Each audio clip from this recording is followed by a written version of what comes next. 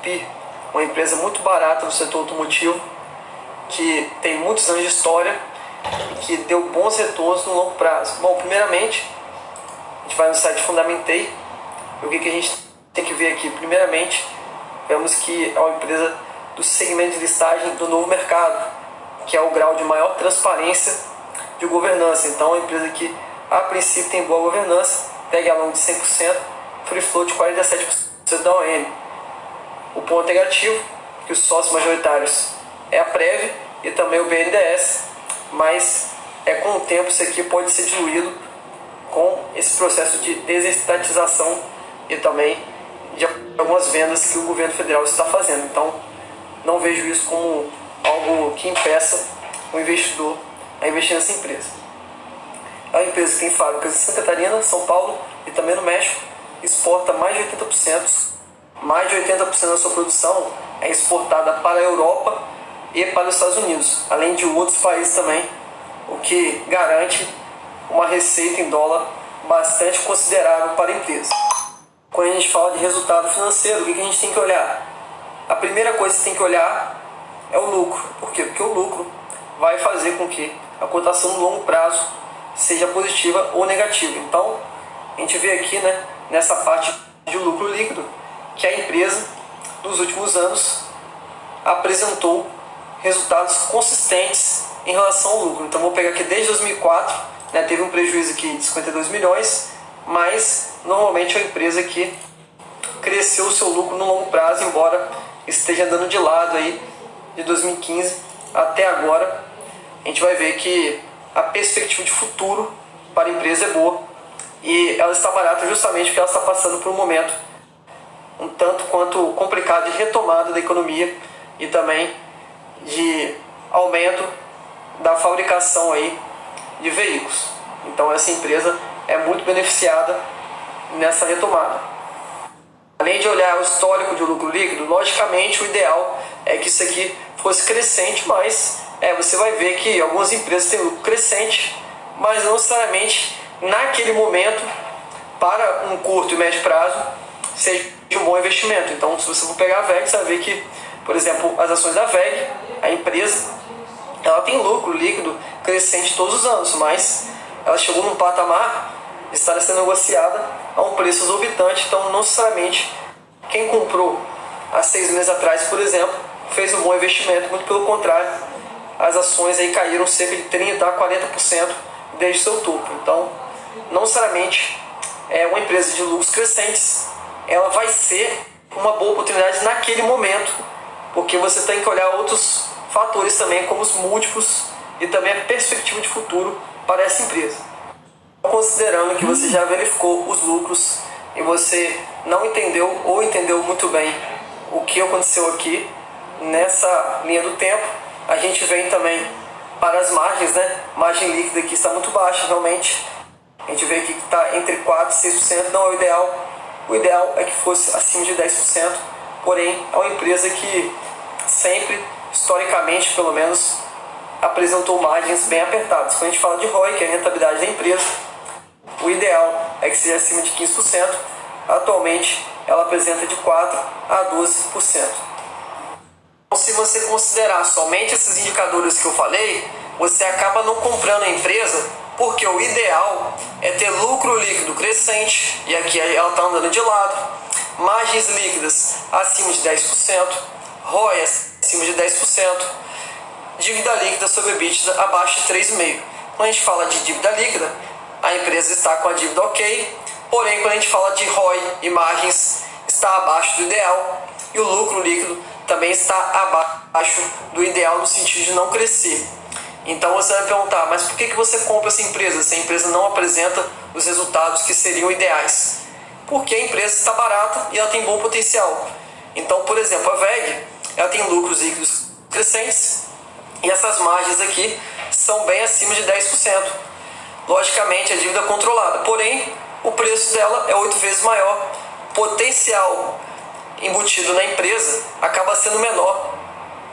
Logicamente, a VEG é uma empresa muito melhor do que a Tupi, porém, o preço dela, os múltiplos estão 8 vezes maiores, sendo que o potencial da Tupi é um potencial interessante. Não é a melhor empresa da Bolsa, mas no preço que está, é uma empresa interessante. Eu tenho essa empresa desde os R$ 12.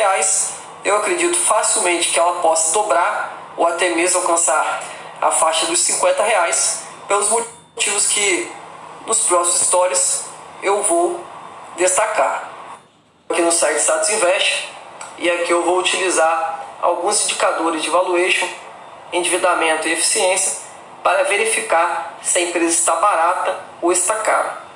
Como que eu faço isso? Bom, eu vou ter que definir aqui alguns indicadores limite de forma arbitrária. Então, o primeiro indicador é o PL. PL abaixo de 15. Logicamente, eu estou falando para alguns tipos de empresas, ok? Você nunca vai pegar uma VEG, por exemplo, uma Localiza, Lojas Renner com PL abaixo de 15, entendeu? Estou dando um exemplo aqui bem específico. Então, empresas assim, da velha economia, empresas value, que não são techs, entre aspas, eu utilizo essa metodologia que eu vou falar agora, ok? O indicador que vamos utilizar é o PL. PL, relação preço sobre lucro, abaixo de 15. Esse é o indicador que eu utilizo para saber se a empresa está barata ou está cara. Porém, muito cuidado, porque o PL é o indicador mais traiçoeiro que existe, porque ele aparenta estar de um jeito, mas não necessariamente esse PL vai ser o PL que você tem que usar para a sua análise. Por quê? Porque esse PL ele pode estar desajustado, ele pode ter algum efeito não recorrente nele, que faz com que ele esteja muito baixo ou muito alto. E nesse caso a gente pode verificar que ele está acima da média do setor. Se você for olhar outras empresas, como por exemplo a Schultz, você vai acreditar que a Tupi está cara em relação a Schultz. Porém, não é assim que funciona. Você tem que fazer uma análise muito mais aprofundada do PL do que só ver aqui e identificar se está abaixo ou não de 15. Se for analisar a média do PL, você vai ver o quê? Que a média é 11,6 e o PL atual é de 30,8, o que te levaria à conclusão equivocada de que a empresa está cara. Então você pode aqui, por exemplo, concluir que ela já chegou no patamar de 42, chegou no patamar de 28 também, 17, 13 e agora 30,8. Porém, eu vou tentar te provar que esse não é o PL verdadeiro, porque o PL é a relação preço sobre lucro dos últimos 12 meses. E como a empresa apresentou muito prejuízo nos últimos 12 meses, logicamente o lucro da empresa vai estar impactado de forma pontual, sazonal, e que não deve ser considerada quando você vai fazer a sua análise. Pessoal, esse PL aqui de 30,8, tem que tomar cuidado, porque se você clica no histórico, você vê que a média do PL é 11,6, você acredita que a ação está cara. Mas esse PL é em relação preço sobre lucro dos últimos 12 meses. Então, você tem que entender o que aconteceu nos últimos 12 meses antes de tomar uma conclusão precipitada. E quando a gente vem aqui, por exemplo, no histórico de lucros da empresa, a gente vê de forma trimestral que desde 2010 a empresa veio apresentando lucro, teve um pequeno prejuízo aqui em 2012, continuou apresentando lucro constante, embora não crescente, né? E quando chegou aqui em 2016 teve 2 prejuízos, e quando chegou em 2020 também teve prejuízo referente à crise do Covid. Mas o normal dela é esse aqui, ó, é dar lucro constante, mais questão de lucro. Nesse aspecto da ação, a empresa apresentou prejuízo no primeiro trimestre de 2020 e também no segundo trimestre de 2020. Ela voltou à sua normalidade no terceiro trimestre, um resultado muito forte de 128 milhões, e depois no quarto trimestre com um resultado de 86 milhões. Nesse trimestre agora de 2021, ela apresentou um prejuízo, porém foi um efeito não recorrente, e a gente vai ver logo à frente que o normal da empresa a partir de agora vai ser dar lucro e não prejuízo, porque a demanda está muito forte. É uma empresa que está sendo bastante demandada e está tendo os seus produtos que são fabricados bastante. Então, bem sucinta, se eu considerar esse trimestre aqui, que é o trimestre normal da companhia, de 66 milhões de reais. Esse outro trimestre de 72. Esse outro de 128. E esse outro de 36, a gente consegue tirar a média para ver quanto que a companhia lucra em sua normalidade. A gente vai fazer isso agora.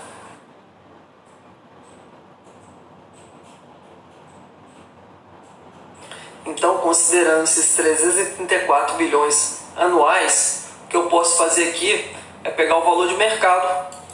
Eu vou copiar isso aqui. Eu vou na calculadora, vou colar e eu vou dividir por 334, que seria o valor do lucro anual, entendeu? O lucro de 12 meses que está sendo dividido pelo valor de mercado da companhia. Então esses 10,75, esses sim são os números que representam o PL estimado da companhia sem considerar o impacto do Covid. Existem outras formas de fazer? Existem. Eu utilizo essa forma. É uma forma bem conservadora, porque eu não estou considerando que em 2019 o câmbio era 1 e hoje o dólar já está em outro patamar. Então, se eu quisesse, eu poderia pegar esses 334 e acrescentar ainda um quantitativo relativo ao dólar, o repasse de preço que a companhia vai fazer. Então isso tudo é considerado, mas aqui eu estou considerando somente o valor anterior para fazer uma estimativa bem conservadora, e aí esse PL está num valor bem baixo. A empresa já está barata neste patamar que eu apresentei. Para ser bem justo com o meu cálculo, algumas empresas praticamente não têm caixa, outras têm caixa negativo. Então essa é a empresa que tem muito caixa, 1,3 bilhão de caixa, quase 1,4 bilhão de caixa. E vamos ver como que a gente pode fazer a nossa conta do PL, considerando esse dinheiro que a empresa já tem. Então o que a gente pode fazer aqui é pegar o valor de mercado, a gente vai subtrair pelo valor do caixa, a gente vai descobrir exatamente o valor de mercado da companhia fora o seu caixa, certo? Então eu vou pegar o valor de mercado, vou subtrair pelo caixa, eu vou ter um resultado que seria o valor de mercado ex caixa, vamos dizer assim. E aí eu pego esse valor e vou dividir pelo lucro anual. Vai dar um PL de 6,6. Então, vocês podem ver que é um PL muito abaixo da média do PL apresentado anteriormente, que é de 11,64. Então essa empresa é uma empresa que está muito barata e ela paga dividendos. Você pode ver aqui que já pagou dividendos aí de 1,47, já pagou de 87 centavos, já pagou dividendos de R$1,12. E é uma empresa que ela está apostando muito no crescimento, fez a aquisição da TechSeed, ela vai fazer com que as sinergias ocorram e aumente ainda mais o seu lucro líquido. E a empresa tem vários projetos de crescimento, como podemos ver aí adiante.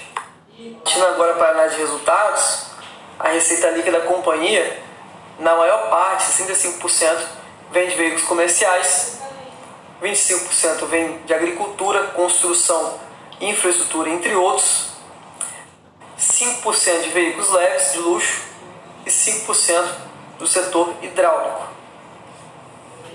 Que a empresa fala de algumas situações favoráveis a ela, como a safra, demanda reprimida, preço de commodities, estímulos fiscais, entre outras situações que ajudam a Tupy a aumentar a sua receita em 2021. Partindo para a questão dos resultados, o resultado da companhia do primeiro trimestre foi muito bom, foi o maior lucro operacional e EBITDA para o primeiro trimestre e maior receita líquida da história da companhia. Foi muito forte o trimestre, teve um crescimento de 15% no volume de físico de vendas As receitas, 1,5 bi, aumento de 41% em relação ao trimestre do ano anterior. Lucro bruto de 240 milhões de reais, o maior valor da história da companhia. E aqui, quando a gente fala de resultado líquido, que seria o lucro líquido da empresa, teve um prejuízo de 15 milhões, porém foi decorrente de despesas financeiras não recorrentes. Ou seja, são despesas que ocorreram e não vão ocorrer nos próximos trimestres. Foi algo inusitado, que gerou aí uma despesa de 58 bilhões de reais e por isso. Então a empresa era para ter apresentado novamente um trimestre de lucro, como foi o terceiro e quarto trimestre, porém, quando chegou no primeiro trimestre de 2021, a empresa teve essa despesa financeira não recorrente relacionada ao resgate antecipado de dívida com vencimento em 2024, que gerou um resultado líquido negativo. Mas a empresa está redondinha, está vendendo muito e deveria ter dado um lucro aí considerável, porém, devido a essa situação, acabou não tendo lucro, acabou tendo prejuízo no final. Além dessa despesa, a empresa ainda teve uma certa paralisação nos serviços lá na sua fábrica do México, decorrente de restrição de fornecimento de água e gás. Isso aí causou 2 semanas de paralisação da fábrica, o que realmente deu aí um impacto negativo na empresa, mas que não impediu aí de bater recorde de receita. Quando a gente entra no resultado da empresa, a gente tem que olhar alguns aspectos, como por exemplo as receitas, que aumentaram 41,3%, então é positivo. Lucro bruto aumentou também, muito positivo, 24,6%. Lucro operacional também aumentou 22,8%. Lucro líquido saiu de prejuízo de mais de 200 milhões para um prejuízo de 14 milhões, então amenizou a situação, sendo que aqui não seria prejuízo, só é prejuízo porque teve aquele resgate antecipado de dívida.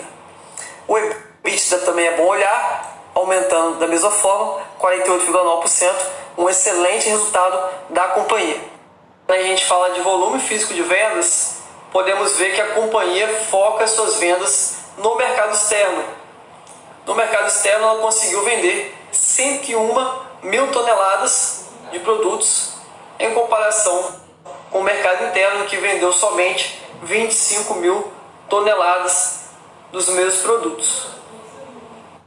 A origem da receita, 66% referente ao NAFTA, 12% referente à Europa, 18% à América Latina e 4% outros.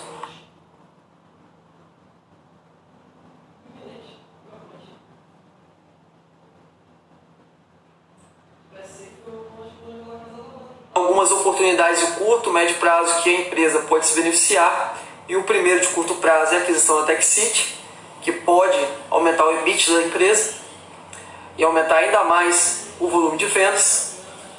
Quando a gente fala de médio prazo, a gente fala de usinagem e montagem, transformação digital, reciclagem de baterias e biocombustíveis, gás e híbridos. No longo prazo, podemos até ter ali esse no longo prazo a companhia se desenvolva para também fabricar peças para veículos movidos a hidrogênio. Então esse é o interesse da companhia nesse sentido.